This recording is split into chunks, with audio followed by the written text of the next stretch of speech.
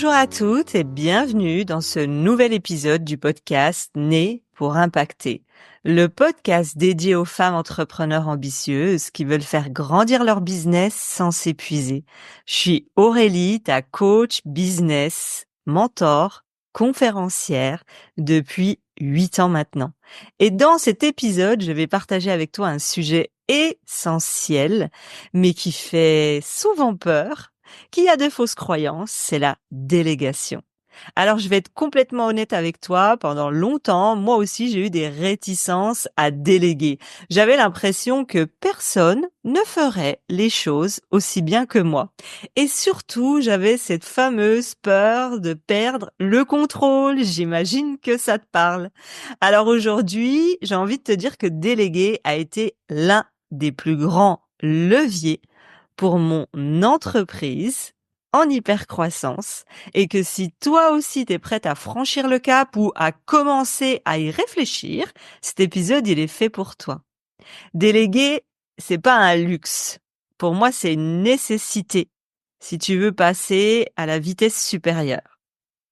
Au programme aujourd'hui de cet épisode, je vais te parler de mon parcours, de mes hésitations, des erreurs que j'ai faites et surtout des raisons pour lesquelles tu dois absolument apprendre à déléguer si tu veux prendre soin de toi et de ton entreprise. Alors installe-toi confortablement et c'est parti pour cet épisode sur la peur de déléguer, les croyances et les questions essentielles que tu peux te poser. Mais surtout, je finirai sur les 10 avantages à déléguer. Au moment où j'enregistre cet épisode, j'ai une équipe de 9 personnes en interne. J'ai une bras droit qui s'occupe du management des projets. J'ai un pôle technique qui s'occupe de la plateforme de formation pour nos clientes, des tunnels et de tout ce qui est technique. J'ai un pôle mailing, séquence mail, écriture des emails. J'ai un pôle Customer Care. Customer Care, c'est une personne qui s'occupe du bien-être de la communauté et des clientes. J'ai un pôle réseaux sociaux, création. J'ai un pôle pour le podcast et j'ai 3 coachs. En externe, j'ai une agence qui est et qui gère mon pôle financier, administratif, facturation. Et j'ai une agence qui s'occupe de gérer mes publicités. Mais tout n'a pas commencé comme ça, ni a été un long fleuve tranquille et j'espère que tu vas apprendre de mon parcours. On va commencer tout de même par les idées reçues sur la délégation, celles que j'avais et celles qu'ont 80% des entrepreneurs que je rencontre. La première, c'est « Mais Aurélie, je dois attendre de gagner X euros avant de déléguer. Ça coûte cher. J'ai pas encore les moyens. » Sauf que tu ne sais même pas, en réalité, combien ça coûte de déléguer et tu ne sais même pas à quel point ça va te faire gagner du temps, de l'argent, de l'énergie, mais ça, je te le dirai plus tard dans les avantages. Autre croyance, elle ne fera jamais mieux que moi. Ça, c'est l'ego. Alors oui, si tu prends une personne débutante que tu dois former, effectivement, au début, elle fera pas mieux que toi. Mais tu as aussi des A-players, des personnes qui sont déjà avancées, déjà dans leur zone de génie, certes qui vont te demander d'investir plus, mais qui vont être experts dans leur domaine. Et puis tu sais, moi-même à cet endroit-là, je me disais, mais c'est impossible qu'elle fasse mieux que moi, parce que je ne peux pas expliquer ce qu'il y a dans ma tête. Et ce qu'il faut savoir, c'est que oui, j'ai investi des milliers d'euros. J'ai passé des millions d'heures à écouter des podcasts, des vidéos YouTube, à acheter des programmes pour être l'experte dans mon domaine. Ça, c'est une part. Tout le monde peut se former. Mais là où je me disais que c'était impossible qu'on fasse mieux que moi, c'est que j'ai la chance d'avoir une connexion à l'invisible. Quand j'ai une personne en face de moi, vous l'avez déjà vu dans mes coachings et vous avez déjà vu la puissance, je me connecte à sa structure, à son énergie. Et là, immédiatement, j'ai les messages de ce qui bloque. Pas les messages qu'on entend traditionnellement sur c'est quoi les 10 clés pour pouvoir avoir de la visibilité. En fait, tu les connais. T'as pas besoin de moi pour ça. Il y a des millions de vidéos sur YouTube ou sur les réseaux qui t'expliquent ça. Et en général, moi, quand je viens me connecter, on détecte la vraie peur, la vraie croyance. Ce levier qui va faire que tu vas enfin arrêter de procrastiner sur ce sujet et passer à l'action.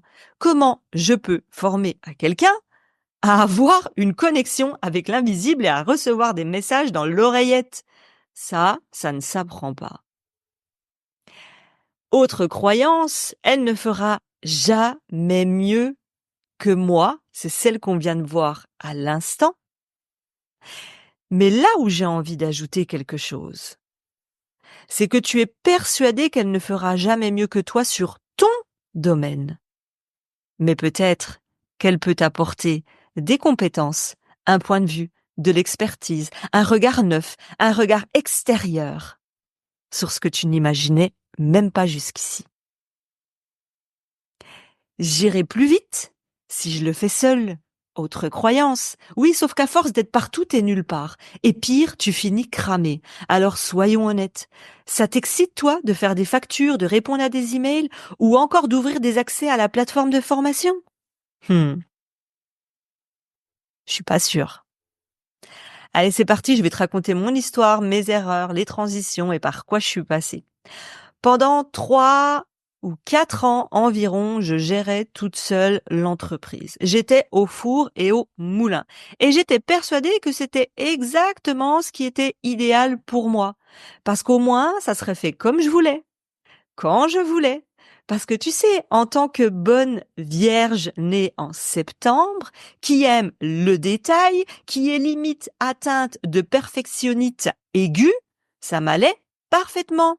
Et puis tu sais, j'ai un ascendant Scorpion, celui qui aime la profondeur, qui aime aller au bout des choses, qui aime le haut de gamme, le haut de couture. Bah au moins, je gardais le contrôle et ça serait fait comme j'aimais. Alors, pour être honnête, je me disais déléguer, moi, mais jamais, ça me foutait les jetons. Et franchement, comment je pouvais expliquer, comme je t'ai dit, tout ce qui se passait dans ma tête? Comprendre ma vision, mon rythme, mes habitudes. Et puis j'aimais tellement ma liberté, ma façon de gérer, qu'avoir une équipe, pour moi, c'était une charge en plus à porter. Mais comme souvent la vie est hyper bien faite, eh bien, elle m'a poussée à agir. J'ai pas eu le choix. Tout s'est bousculé. Alors, avant de continuer, j'ai envie de mettre une petite alerte à cet endroit. Bien entendu que selon tes objectifs, tes envies, tu n'es pas obligé de déléguer. Si tu me dis que c'est OK pour toi de tout gérer toute seule, que tu as un bon équilibre de vie, j'insiste, que tu as un bon équilibre de vie et que tu génères le chiffre d'affaires que tu désires, c'est OK. Par contre, 80% des entrepreneurs que je rencontre, ils ont une mission beaucoup plus grande que d'accompagner 5 ou 10 personnes par mois. Et puis ils sentent bien qu'au bout d'un moment, c'est impossible en termes de charge de travail, à part si tu finis cramé ou à l'hôpital psy. Ouais, je sais, là, comme ça, l'image, elle vend pas du rêve. Mais en réalité, moi, c'est exactement ce vers quoi j'aurais pu aller et je vois beaucoup de personnes aller. Et tu sais, moi, j'ai créé un business, un mouvement d'élite pour qu'il soit au service de mon bien-être. Ça fait partie de ma valeur numéro 1. Alors, il était hors de question que je passe mon temps à travailler et à ne pas vivre. Allez, on y va, on passe au déclic. Comme je t'ai dit, il y a 4 ans, je gérais tout. Et là, je fais un lancement. Le lancement, c'est un challenge où en 4 jours, je génère environ 200 000 euros. Alors là, je suis heureuse, je saute au plafond, je vais changer des vies, je me prends pour la queen of the world. Hum. Sauf que d'un coup, panique à bord, je comprends vite en 1 semaine, 2 semaines, 3 semaines que, mais attends, mais je ne suis pas en capacité, en termes de temps, d'agenda et de mental, de tout gérer. L'administratif, les factures, envoyer les contrats, répondre au MP. Rien que là, en le disant, ça me donne des angoisses. Donc là, j'ai compris que je devais déléguer en urgence. D'ailleurs, ce qui me fait rire, c'est que j'ai eu un appel la semaine dernière avec une cliente que j'ai accompagnée dans mon académie. Mes clientes, je leur transmets pas juste des connaissances, point 1, 2, 3, 4. Je transmets souvent mes erreurs, mes échecs, par quoi je suis passée, qu'est-ce que je leur conseille. Et je leur dis toujours, anticipez votre succès. Et là, la semaine dernière, elle me contacte en me disant, voilà, je veux intégrer ton mastermind parce qu'en fait, mon succès, il m'a dépassé. J'ai pas de structure, j'ai pas d'organisation. Je sais plus du tout où j'en suis et je me suis souvenu que tu nous avais dit d'anticiper notre succès. Et là, ça m'a fait rire parce que je me suis dit, parfois quand tu entends des personnes, même avancées, qui te donnent des conseils, tu te dis: «Ah mais ça va, j'y suis pas. Oh mais ça va, j'ai le temps». Alors je dis pas de prendre tout au pied de la lettre, mais je dis juste que en général, quand on s'est cassé la gueule sur un endroit et qu'on te le transmet, n'hésite pas à te garder dans un coin de ta tête et de commencer à y réfléchir. Donc c'est là où elle arrive en me disant: «Bah là, ça y est, je suis prête, il faut que je recrute et vite». Et c'est exactement ce que j'ai vécu. Sauf que recruter vite, tu vas voir, ça a pas que des avantages. Donc, j'ai le déclic, je recrute 5 personnes en urgence et là, bah, je prends des décisions merdiques. Je suis sous pression, je suis stressée, il faut que j'accompagne, il faut que je gère les personnes qui arrivent dans l'entreprise, j'agis dans l'émotionnel et pas dans la rationalité et dans le calme. Je te le donne en mille, l'année suivante, j'ai dû mettre fin à toutes ces collaborations. Pourquoi? Parce que concrètement, j'étais pas prête à intégrer autant de personnes en même temps. Je ne savais absolument pas comment onboarder correctement une personne dans mon équipe. J'avais aucun process. J'avais pas pris les bons profils. J'avais pas anticipé le management et le temps que ça allait me prendre. Et là, j'ai mis un énorme stop. J'ai réalisé qu'il fallait que je fasse les choses autrement, avec calme et intelligence. Donc j'ai pris du recul. J'ai mis en place un véritable processus de recrutement. Je me suis formée dans 2 formations et j'ai anticipé. Après toutes ces erreurs de recrutement, j'ai enfin trouvé la perle rare, une assistante couteau suisse. Alors là, je sais qu'à chaque fois, il y en a qui arrivent vers moi en me disant: «Oui, bah moi, je sais le pôle que je vais recruter ou la personne, je vais prendre en premier un couteau suisse. Comme ça, c'est une seule personne à qui je donne tout». Rire machiavélique.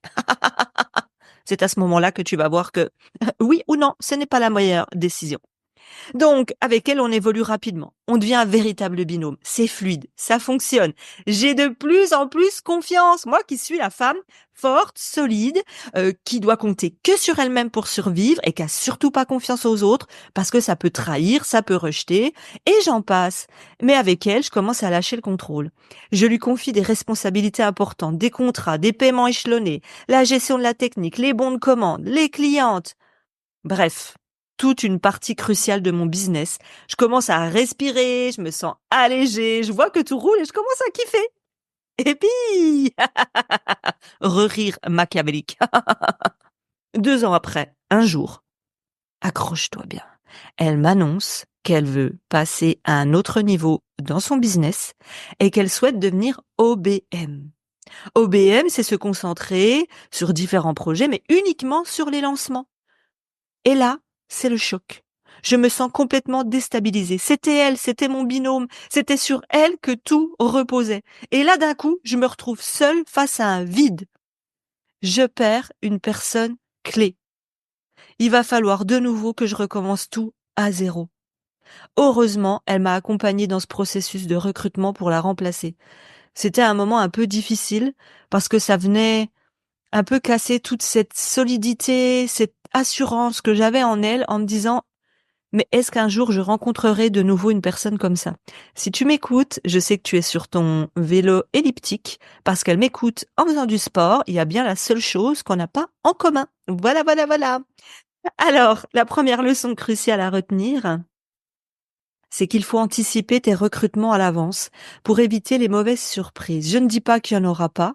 Je ne te vends pas que la délégation est la solution magique à tous tes problèmes, puisque quand tu commences à déléguer, à être en hypercroissance, tu as tous les mois des nouveaux challenges, tu as des personnes aussi qui arrivent, des personnes qui partent, des personnes qui ont envie, des personnes qui te correspondent plus, des personnes qui un jour, quand tu évolues, correspondaient à ton niveau de business qui était inférieur, on va dire, et puis un jour, quand tu passes un palier, ces personnes ne correspondent plus en termes de compétences ou ne correspondent plus parce qu'elles n'ont plus l'espace libre dans leur propre agenda de t'allouer plus de temps. Donc, 1 milliard de raisons, je préfère être très honnête parce que c'est pas un long fleuve tranquille. Moi, c'est ce qui me prend le plus de temps, le plus d'énergie, mais qui, en même temps, me rapporte le plus d'équilibre de vie. C'était important que je vous parle de ce sujet-là et pas que vous croyez: «Ouah, je recrute, ma vie se transforme, je suis libre, je voyage, l'amour, les fleurs, les oiseaux. Oh, oh, oh, oh!» Pas du tout.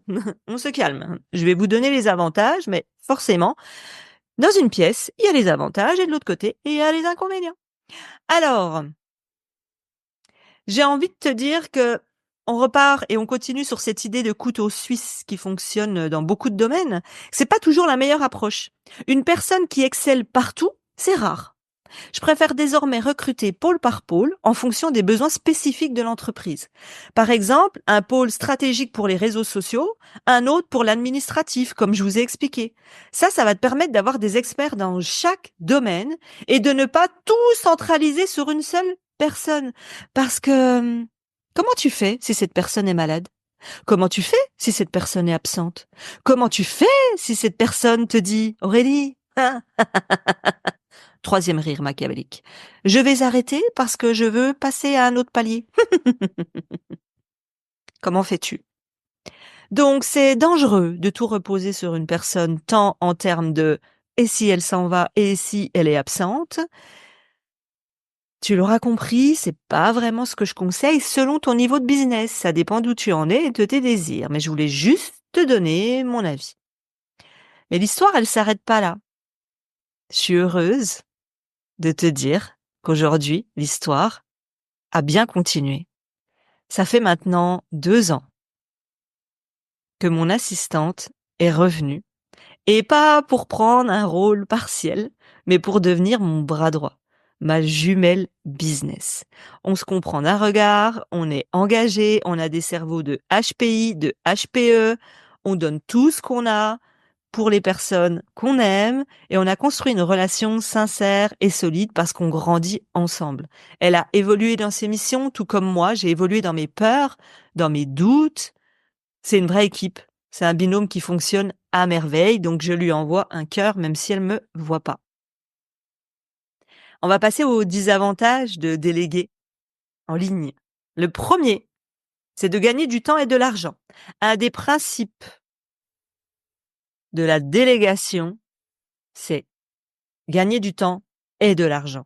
En tant que dirigeant, ton heure de travail a une valeur. Si tu passes ton temps à faire des tâches qui ne nécessitent pas ton expertise, comme gérer des emails, des factures, des tâches administratives, en gros, tu dépenses ton argent inutilement. On va prendre un exemple. Tu es à 100 € de l'heure.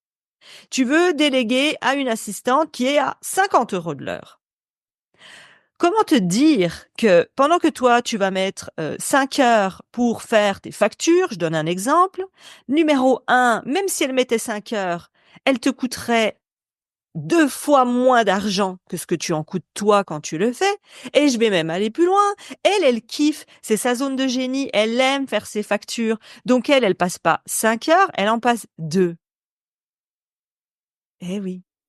Tu économises 4 fois plus d'argent que si c'était toi. Tu gagnes du temps, de l'argent, c'est une situation gagnant-gagnant pour toi et ton business.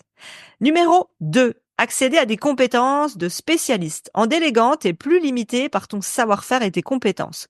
Tu peux recruter des experts qui maîtrisent des domaines spécifiques.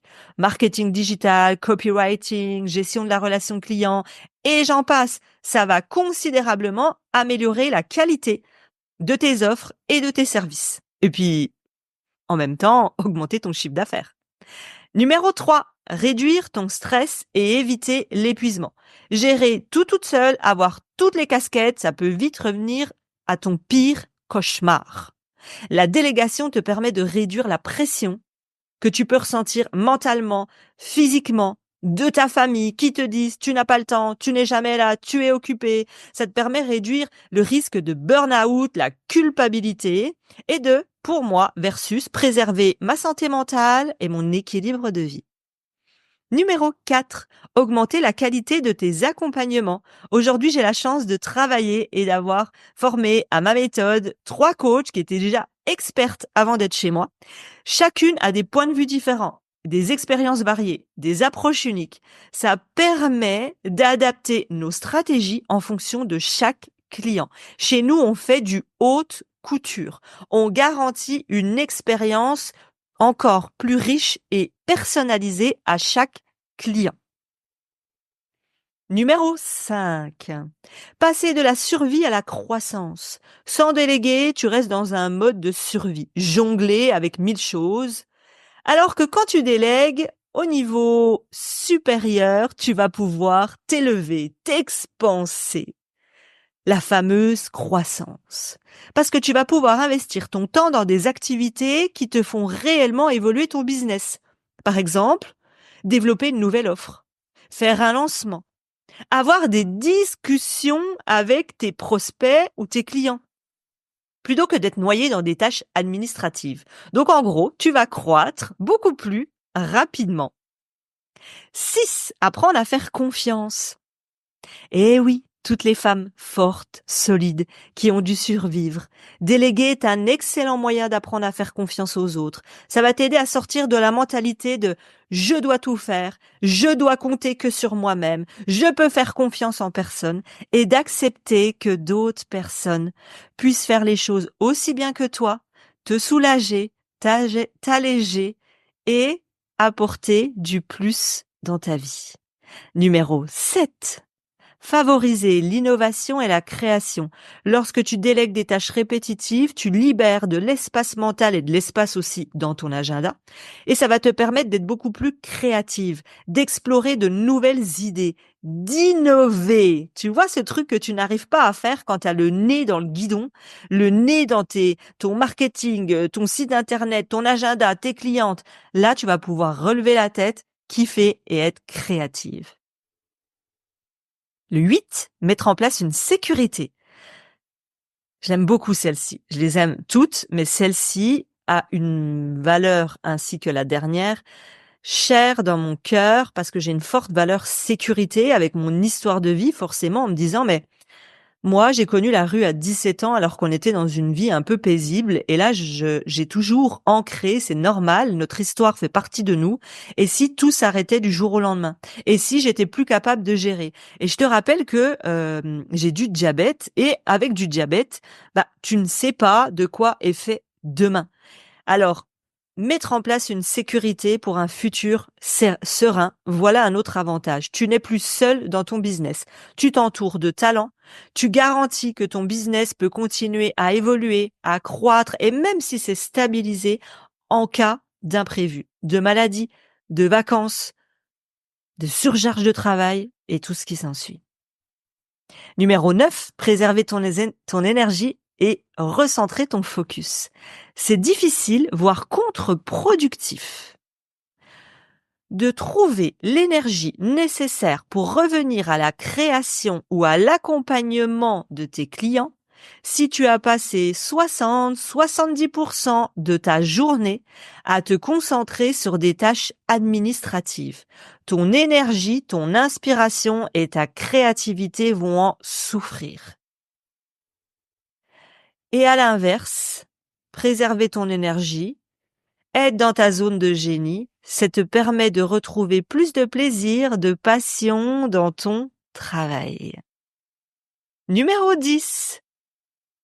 Maintenir un équilibre de vie, une qualité de vie. Augmenter ta liberté de voyager en travaillant moins et sans pression.